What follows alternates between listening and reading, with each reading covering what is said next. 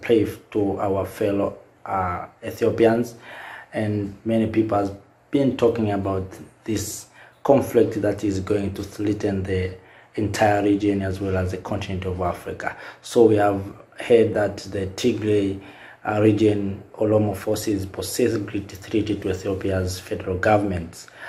We have heard that the government of Ethiopia already claimed that there are some mercenaries who have been contributing in this conflict. So all in all, we as Africans, we need to play and to make sure that we bring peace not only in Ethiopia but to the entire continent of Africa. So without peace, Africa, we are going nowhere. And I remember that Ethiopia's economy was growing almost 8% annually, but through this conflict, Ethiopia is going down, and this is how the continent of Africa, especially those countries that is sometimes the economy growing very fast, they face these difficulties, especially conflict in Africa. So we have seen also the countries such as Nigeria, that is the highest economy in the Africa.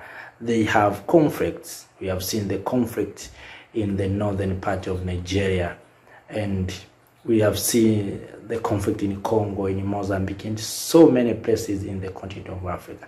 What we are supposed to do is to come together as Africans and to make sure that we bring these two parties or parties that are engaging in this conflict into the table to make sure that we negotiate and we speak together with one voice, and to make sure that we keep peace in our region. Without doing so, Africa will continue to punch below our weight, and the economy that we desire, the development that we desire, will be distracted by this, what we call conflict. We remember that Ethiopia has the headquarters of African Union. So we need the voice of African Union. We need also the voice of all African leaders to call these parties that is engaging in conflict to sit on the negotiation table to make sure that there's a peace.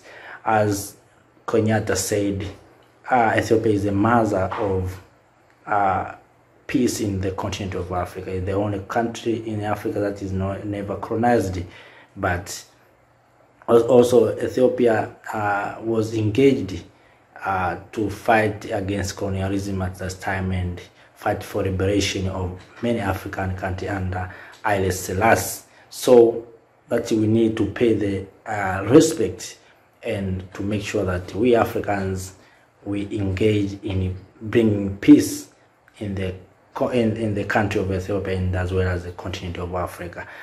That's what is going on there in Ethiopia. Apart from that, also the European Union are being training Mozambique army against IS-linked jihadists.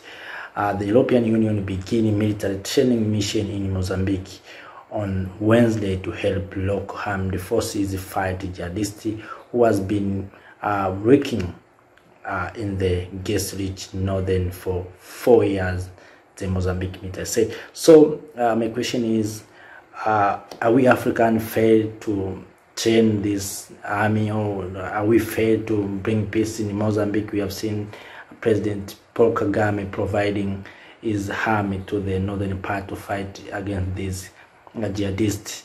So we need other Africans, especially leaders, to engage in this conflict to make sure that we keep peace. We have seen this is the region where there is the richest resources, especially gaseous. So even Julius Malema also spoke on this, that this is the way this conflict has been engineered so that the people can take these natural gases and oil without maybe sometimes paying taxes. That's why you see everywhere where there's the resources, there's a conflict, especially in the continent of Africa. So now we have seen the European Union deciding now to train our people.